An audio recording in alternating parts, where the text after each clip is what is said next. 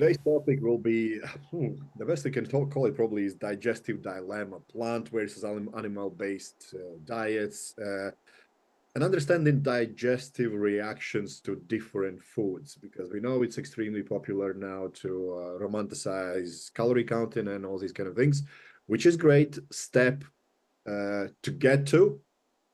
Uh, but it's not something you might benefit immediately unless you are already, what I would say, heavily overweight to make it easier. But we are not talking to people who want to just lose a little bit of weight or get a little bit of healthier.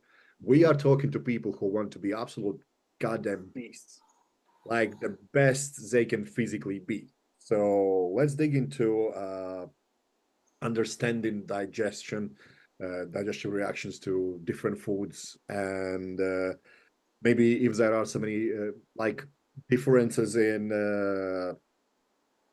issues between plant-based and animal-based food choices. Yeah. Well, before we get to that specific part, there is something in there that needs to be highlighted that you said, which is we're talking to people essentially on how to use food to feel the best that you can mentally first, right? Because everything that the mind can think of, the body will follow, right? Like if you can force yourself to do a lot of things, but it's way easier to force yourself, if you want to call it that, or just have a good consistency with what you're supposed to do when you are mentally feeling well. So the first step in like figuring out this stuff is, how does certain foods make you feel mentally and digestively? And most people kind of understand this, but there is a direct link of your gut to your brain through the vagus nerve. When you digest something, or you're trying to digest something that doesn't line up with essentially how the environment has coded your mitochondria to assimilate the nutrients that you're taking in, we're talking about specifically about NADH and FADH, right? All food turns into those two molecules. Then what ends up happening is you don't feel well, right? You don't feel as mentally strong and capable of adhering to the consistency, or even if we skip that and go into, hey, I just didn't feel right for this workout, what's going on there, things of that nature. That comes back to food, right? It comes back to food and environment.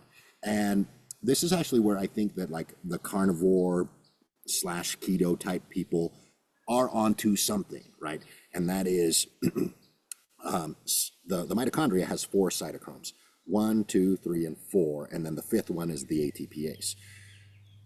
What ends up happening is, in order for you to collect electrons effectively, because that's what food is turning into electrons and giving your body the electrical energy to contract muscles, to think clearly, etc. All the things that we experience as having good energy, right, is coming from electrons. When you digest a lot of plant-based stuff, that's going to be predominantly a lot of NADH and some FADH, and that's going to go to cytochrome 1. That cytochrome is tuned by high solar environments. In other words, it makes it more efficient. And as if you can tell, right, if an electron has to go from here all the way to over here, that's a large space in terms of, molecular space, right? Measuring it, it is longer than if it has to go from cytochrome 2 to 4, right? This is shorter space than this. So all that means is, when you eat a carnivore or more animal-based diet and less carbohydrates, significantly less, what you end up doing is more of the electrons have to travel less distance, because cytochrome 2 digests more FADH than NADH. So a carnivore or keto type diet, removing carbohydrates essentially is what I'm getting at, or significantly diminishing the electrons that you're going to be getting from that food, means that you've essentially made your mitochondria more efficient. That's where most of these people experience a benefit, is they're getting more efficient electron transport to cytochrome 4, because they've essentially diminished how much work cytochrome 1 has to do, which means that the electrical wire from cytochrome 2 to cytochrome 4 is shorter. This is, I haven't said carbs or fats or anything, because none of those actually get digested in at the cellular level, right? Those get digested here at the gut, and then they get turned into molecules like glucose or a fatty acid that then gets turned into electrons.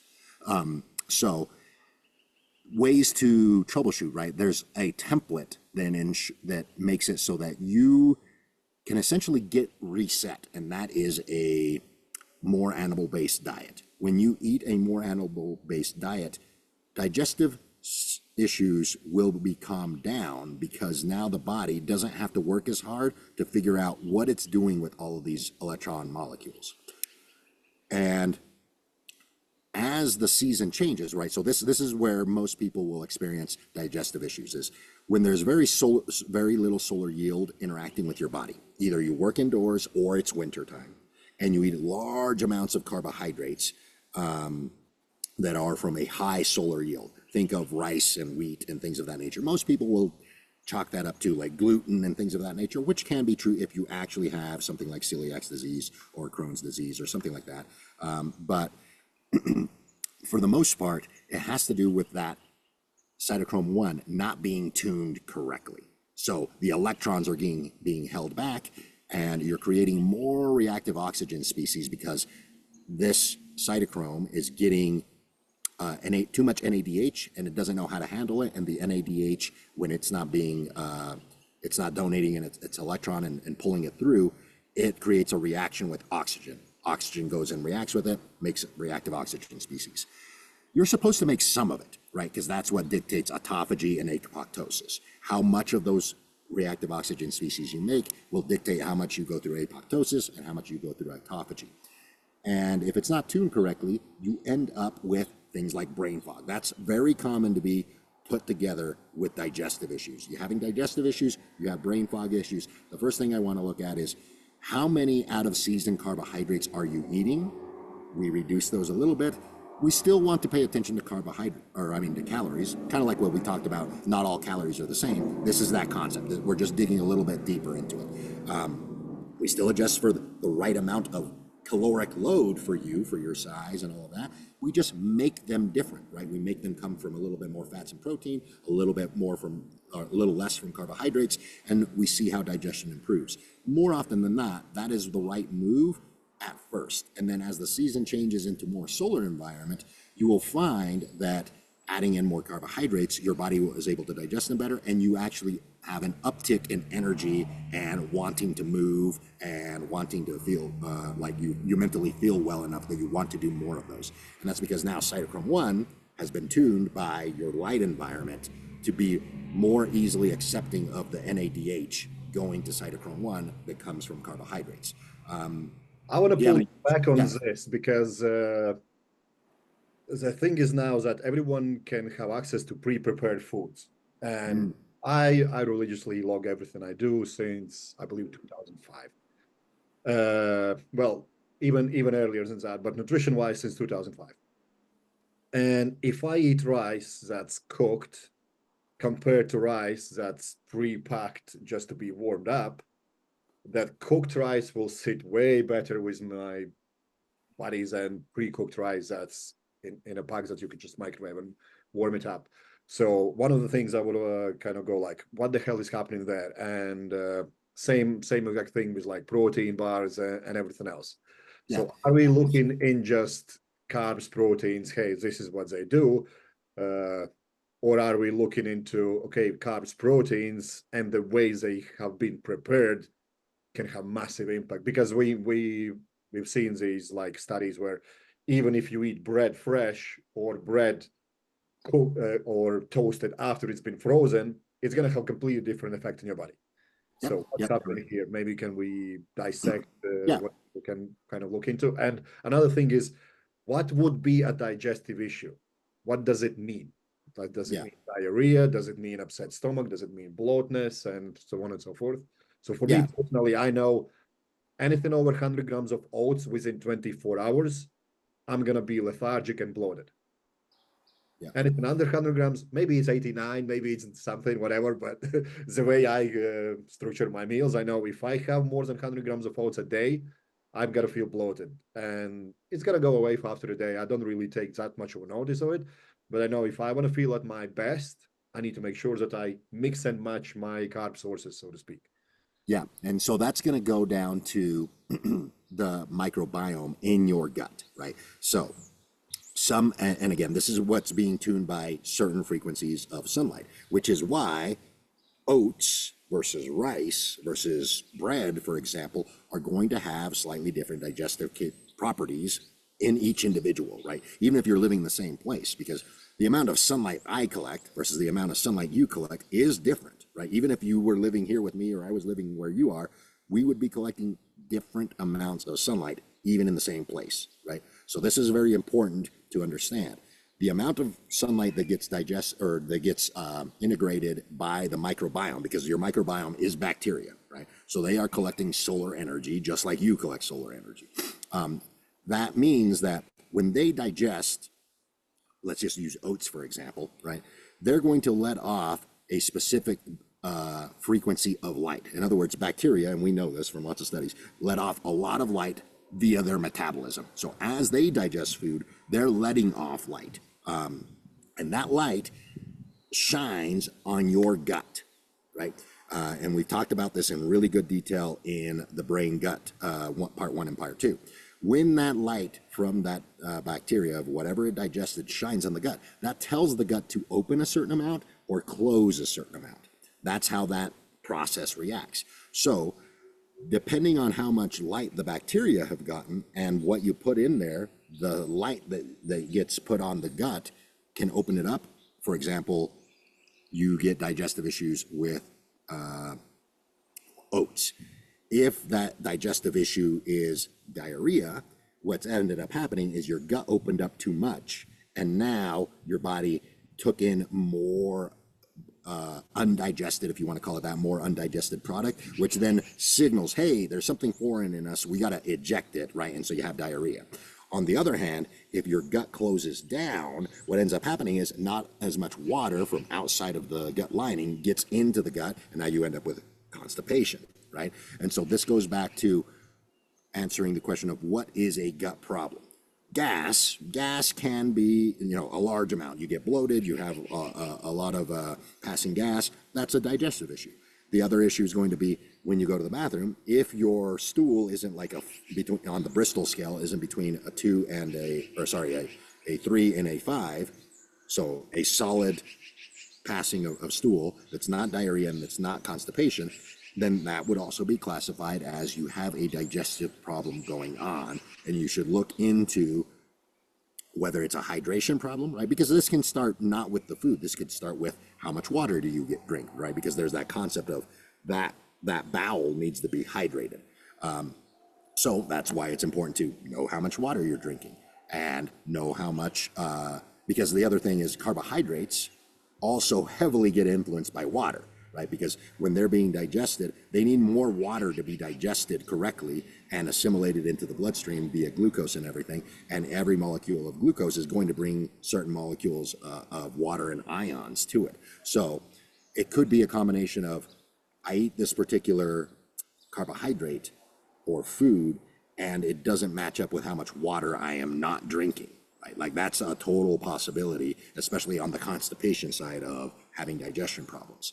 And on the side of having diarrhea problems, it's that light show of opening up the gut too much and making too much serotonin, which causes a diarrhea type of effect.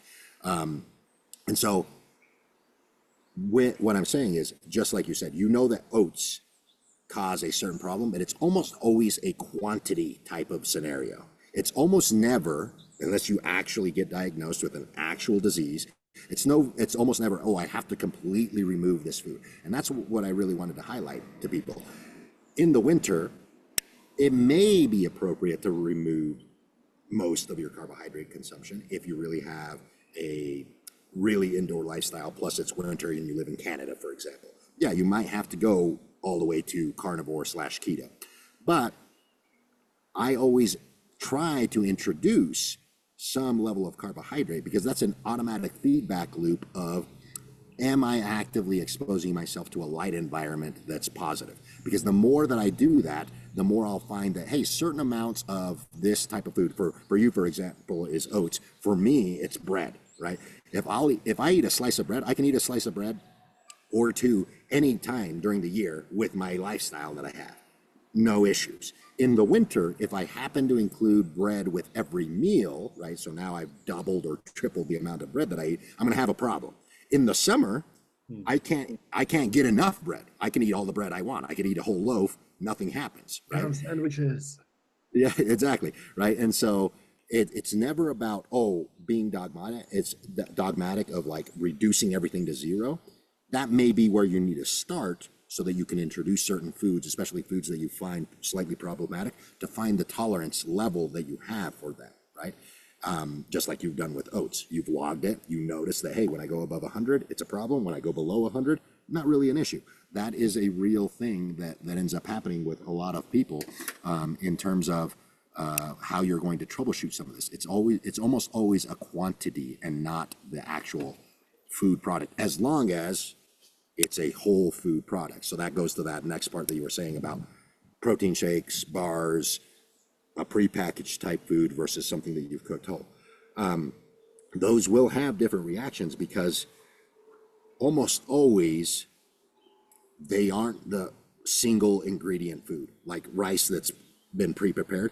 It has something in them that stops it from spoiling because it's been cooked already, right? It has to have something that stops it from spoiling. It has to have some other additive in there. And those cannot be digested very well or don't get digested at all by the bacteria in your gut. So that's going to disrupt what they do, and that may cause essentially that reaction of, hey, I'm not going to be able to digest this correctly. I send a faulty light signal to the tissues in your stomach lining, and sometimes that, for most people, it results in some kind of a diarrhea type of event. Almost always, when you eat some kind of a synthetic food, you're going to have some kind of a loosening of stool, right? It might not go all the way to diarrhea, but you will have looser stool. And the reason for that is your body is interpreting it as, this is a foreign thing that we don't really know what to do with. So we need to get rid of it a little faster than we would have normally. And most often with synthetic foods, that is one of the culprits. Now, there's another hidden thing in there, especially with manufactured synthetic foods like bars, right? Bars are a big one, is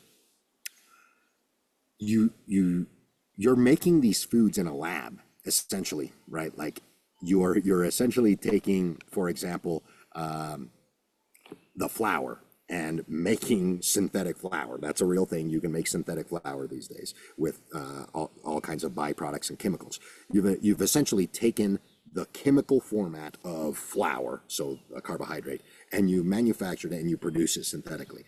That has no light controls. So remember what I said at the very beginning. Your mitochondria gets tuned by the environment that you're in, the light environment that you're in. And the food that you put in your body will also hopefully be of the same environmental code.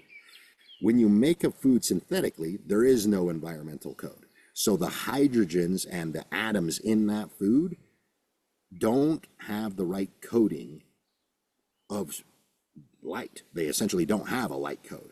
Those can be problematic, and they become more problematic as you get older, right? When you're young, you can, young, I'm saying, under 20 years old, you can essentially eat garbage. And unless you were born to parents that are already have a lot of health problems, you're probably going to be totally fine in eating that, and you're not going to notice much. But the moment you get somewhat older, I'm talking 22, 23, 24, and older, you're going to find that synthetic foods, especially if you eat them a lot, end up causing disruptions in digestion because of this fact. It's not because they have too many carbs, or they have too many fats, or they don't have the right protein, right? This is whey protein versus this is meat protein that's been synthetically. I'm like, if it's been synthetically made in the lab, it can potentially be problematic because of this issue. There's no light controls to match up with the mitochondria of, hey, what do we do with this, right? The mitochondria and the bacteria, right? I kind of treat them as one and the same, because mitochondria is a bacteria. It's just inside of our cells, and the other bacteria on our body are outside on our skin and inside in our gut. And all of those are there to do specific jobs with specific food inputs.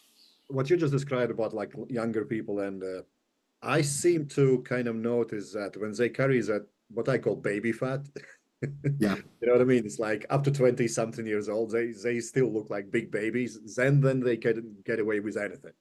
Hmm. Once they start getting that density, that muscle maturity, that's when they kind of need to be more cautious about what, how much, and all these kind of things. I don't know, maybe there is something to do with, the stem cells in body fat, whatever. But how do you go around these things, collecting a feedback on what can be digested? Maybe people should start taking notes, every single time they eat something, and then collect data on how does this make me feel? Do I feel lethargic afterwards? Maybe I go to toilet immediately, or so on and so forth. Well, Is there anything that you would suggest people to actively uh, kind of chase down if they want to make sure that they not only look great, which we know you can achieve with calorie deficit, but also feel great? Because let's be honest, more often so than not, so so looking that's the great first and thing that I feeling would great say. does not Mhm. go hand in hand. The first thing is you never want to start chasing something that doesn't exist for you specifically, right? So the thing that I like to track is not necessarily like if you're having those issues, right? Like I eat something or, throughout the day I might have random events where I have to go to the toilet unnecessarily.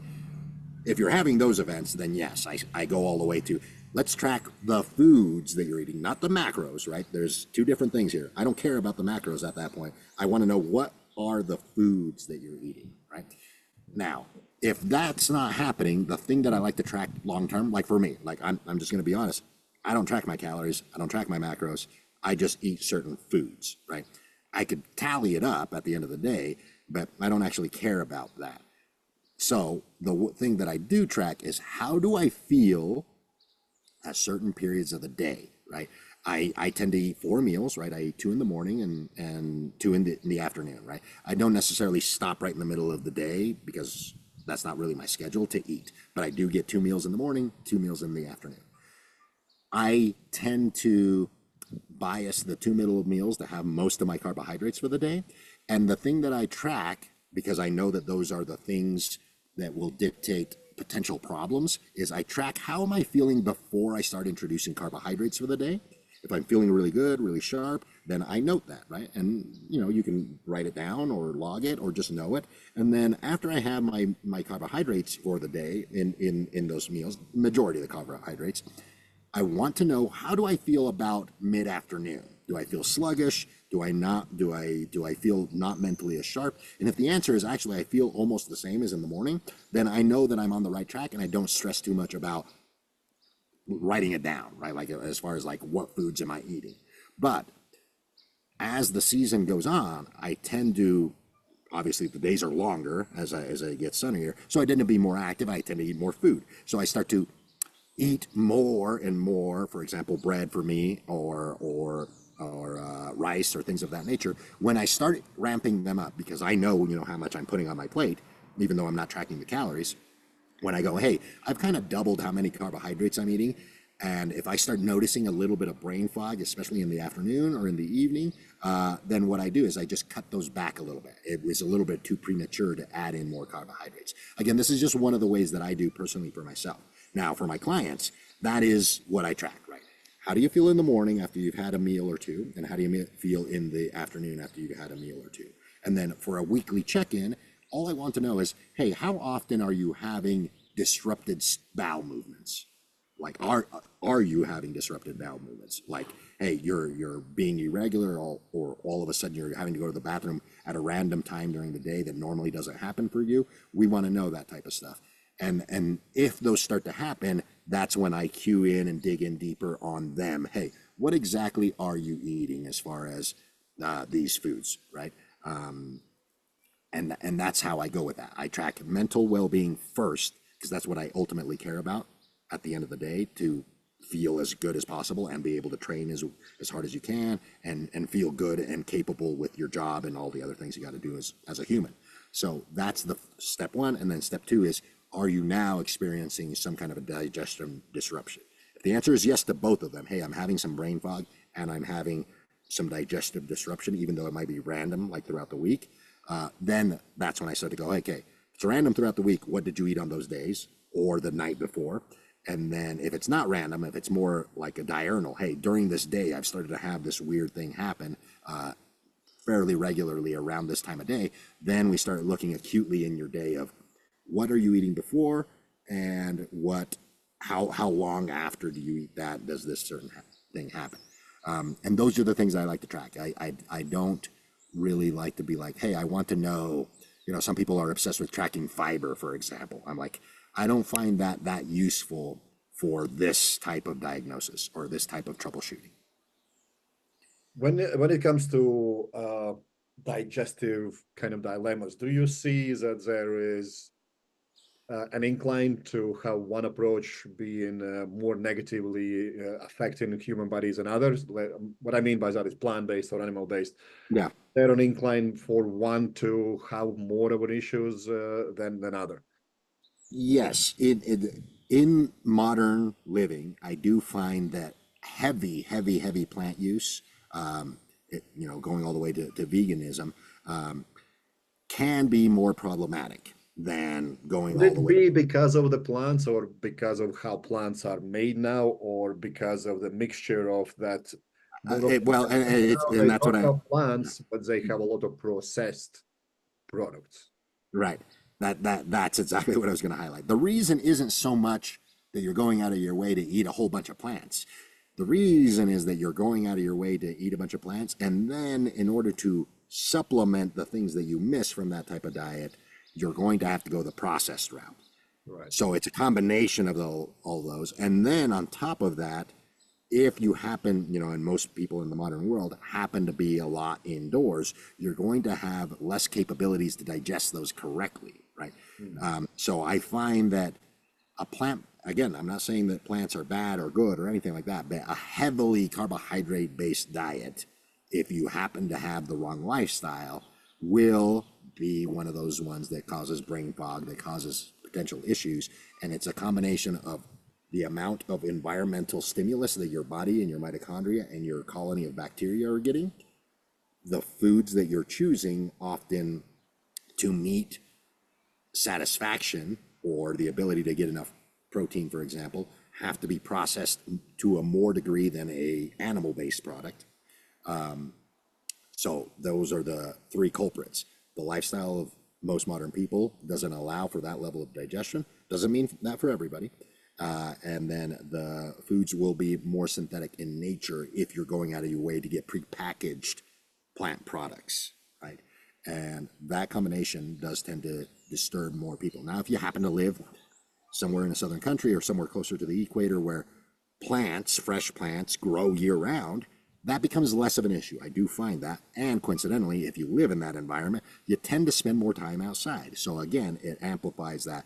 So again, it's not a blanket statement. It is just a statement of three factors that are always moving. And for some people, it's going to be totally fine. But that is the one dilemma that I find, that it's not always healthy. And on the flip side of that, eating a whole bunch of just strictly being carnivore and living, for example, in a high sunlight environment also can predispose you to other things, right? Because a high sunlight environment also means that there's a certain demand for certain nutrients that are going to be demanded by the mitochondria and the bacteria in your body that you might not be getting at a subsequent amount, or a sufficient amount, I should say, from animal-based products, right? So it goes both ways. They both can cause problems, and the main thing that I'm trying to highlight is it's a mismatch between your environment and the foods that you're eating. So I tend to eat a very heavy carnivore-based diet in the winter, but if I try to maintain that through the summer, I feel like crap in the summer, right? Like I feel like, oh man, I just don't have enough energy. I mentally feel sluggish, and I physically feel not very good, right? Like not very capable, even though I'm eating the same amount of food and the same amount of calories that I was eating in the winter. That's when I start adding in more carbohydrates, and my body weight doesn't really change that much unless I'm actively pursuing like a calorie surplus, like a large calorie surplus. And that's where macros and counting your calories comes in. Are you matching the energy output that you're ramping up, right, especially in the summertime, or ramping down in the wintertime? That's a huge thing that a lot of people don't take into account. is the amount of calorie expenditure that goes on seasonally will dictate a lot. For some people, for me, it's almost a 1,000 calorie difference in the winter versus in the summer just to maintain my weight, right? So even the concept of calorie counting is seasonal in nature. And the bigger you are and the more muscular or the more active you are, the more discrepancy happens in the season. So this even goes down to the actual amount of calories that you consume. And this is not something new, to be honest, because I actually have an interview with, not an interview, but like an excerpt of an interview with Tom Platz, where he's talking about that. He used to do it in 80s, 90s, 70s. He used to go through high carb period and then low carb phases. And he was always advocating, you need to eat seasonally. You need to give your body a break from one type of dieting to give different nutrients at different seasons of the year. He was way beyond what science is doing now, but he was doing it intuitively, so to speak. Yeah. Let me ask you something about like how to improve digestion. Are there any strategies? For me, for example, cold shower will improve my appetite immediately. Yes. So walks after I have eaten meals will definitely improve my energy levels. If I just eat and sit down, I'll feel lethargic just for the amount of food my body requires. And we discussed the kind of off camera a couple of weeks ago that I eat more than most strongmen do. Yeah. I could eat a lot of food and I will still be around 105, 110 kilos body weight. So what are the strategies, things that people can look into to improve their digestion if they do experience something as extreme as diarrhea or maybe just feeling lethargic after meals? Yeah. Yeah. So a couple things I'm going to give you one that specifically changes the pH or improves the pH of your stomach. That's everybody's into like digestive enzymes and, probiotics and all of that type of stuff. Well, the simplest thing you can do is raise the pH of your stomach, because that accelerates the very first stage of digestion, right? If you can increase your pH, now the things that you can digest get expedited, because before they even enter the bacteria zone of the small intestine and the large intestine, it's already way more digested. That alone can help a lot of people. And a simple hack for this, and this is not new, is baking soda. Baking soda, just a teaspoon. The practical or the clinical dose is 3 grams. A teaspoon of baking soda is 4. So a teaspoon is like the right spot. A teaspoon of baking soda in 8 ounces of water can, and there's even been studies on just adding this will improve kidney function, because there's a feedback mechanism from the bile and the pH, and then the bile interacting with the kidney on how it processes food. So it works with the kidney, the liver, and the stomach to coordinate a large amount of digestion processes happening correctly. So baking soda is a very easy, very simple hack that does a couple things. It improves digestion directly, mechanistically, by raising the acid pH of the stomach. And then that gets interpreted downstream by the gallbladder, which then talks to the liver, which then talks to the kidney, and all of it coordinates together of, hey, we're going to be digesting heavily on these things. So just taking it first thing in the morning, or before, about, I would say if you're going to eat a meal 3 hours apart, I would drink it with a meal that you're going to then eat with another meal. It's going to improve the next meal, is what I'm saying. So if you drink some of that with this meal number 1, it's going to improve the digestion of meal number 2.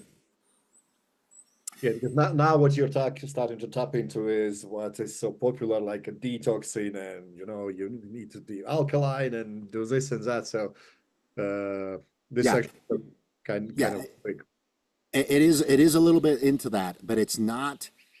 Well, I'm not even, it's not going to cause alkalinity in your blood, right? All it's going to do is raise pH in one place, which is why you can't raise the alkalinity in your blood, is because that is controlled, right? It's controlled, and these things are all controlled. And so if you raise the pH in the stomach, right, and that's actually counterintuitive for most people, especially most people that have digestion problems also have stomach acid problems. They have acid reflux, things of that nature, and they're getting prescribed drugs that dampen the pH. This goes into another topic of what the root cause for that would be. That's a different video, but that's going to disrupt downstream digestion, right? You have to understand that. So people that take antacids will have a disrupted downstream digestion. They'll have more constipation or more diarrhea because of this little dance of your stomach pH telling what to do, everything downstream. Raising the pH tends to improve digestion. Lowering the pH tends to dampen digestion. So that's a really simple hack to do. All the things that you suggested as far as walks, being outside in the morning. So especially AM sunlight, it tunes, and by this point, most people understand that your body does two things all the time. There's a daytime side of all of the hormones and all of the enzymatic processes, and there's a nighttime thing. When you see morning daylight, it turns on all the daytime processes, and since you're a diurnal creature, one of those daytime processes is digestion and hunger. In other words, morning daylight by itself can improve hunger drive earlier in the day and digestion by itself earlier in the day as well. Any types of outside activity will control blood glucose a lot better, and so on. So and again, we need to highlight that people who haven't listened to videos before, it does not mean standing in a kitchen and looking through the window. It means physically going outside. Even if you live in a place like UK where it rains 90% of the year, you go outside. It's going to be way better than you're not taking care of that. Like when I'm dieting and getting ready for shows, we have kind of agreed that I do it with such an ease because I'm outside all the time. Rain or shine, I will be doing my walks, I will be doing my cardio, I'll be doing everything outside predominantly. Yeah.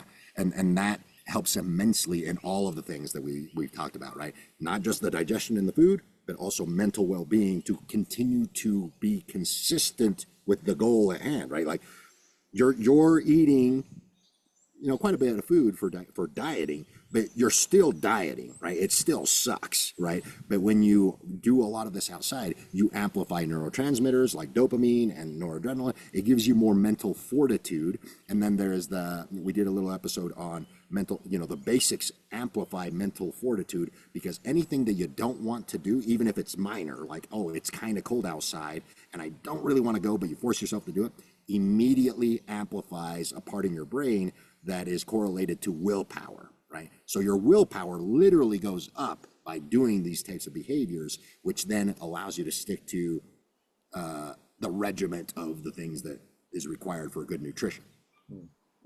Yeah, awesome, David. I think this is very useful for people to understand when they run into issues, what they can troubleshoot, what they can do, and immediately fix, so to speak, an issue and improve their overall well-being, health.